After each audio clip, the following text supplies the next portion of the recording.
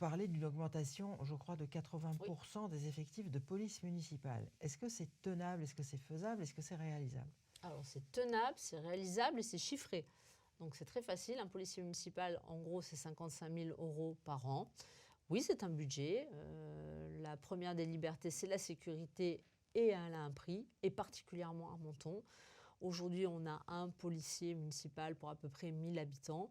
Il en faut minimum un pour 500 habitants pour qu'on puisse sécuriser une ville qui, je le rappelle, en période balnéaire et pendant la fête du citron et dans les grands événements, a une population qui est beaucoup plus importante qu'au quotidien. Donc oui, nous avons besoin de beaucoup plus de bleus dans les rues et de plus aussi, c'est important, de vidéosurveillance, de boutons d'appel d'urgence, de numéros et de moyens.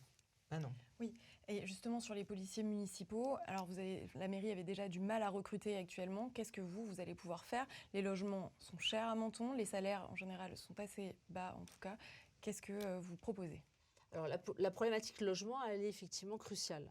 Il n'y a pas que pour les policiers municipaux. On a le problème dans la santé, dans l'éducation. On peine à trouver des instituteurs, on peine à trouver des infirmières, parce que ce sont tous à peu près des niveaux de rémunération qui sont dans la même fourchette. Et avec ces niveaux de rémunération, se loger à Menton, c'est très compliqué. Donc oui, on va aussi inciter, la mairie va prendre à sa charge un certain nombre de logements pour aider tous ces fonctionnaires à se loger dans toutes les professions régaliennes, donc santé, éducation. Donc vous allez pouvoir leur dire, venez à Menton, on prend en charge une partie de votre... On va faire en sorte de réhabiliter du logement. S'il faut d'en louer, on en construira certainement à terme, parce qu'il faut que dans ces professions dont on a besoin pour le quotidien des Mentonnais. On a besoin de se soigner, on a besoin d'infirmières, on a besoin d'élever nos enfants, on a besoin d'être en sécurité. Pour ces professionnels-là, oui, il faudra faire un effort pour les loger.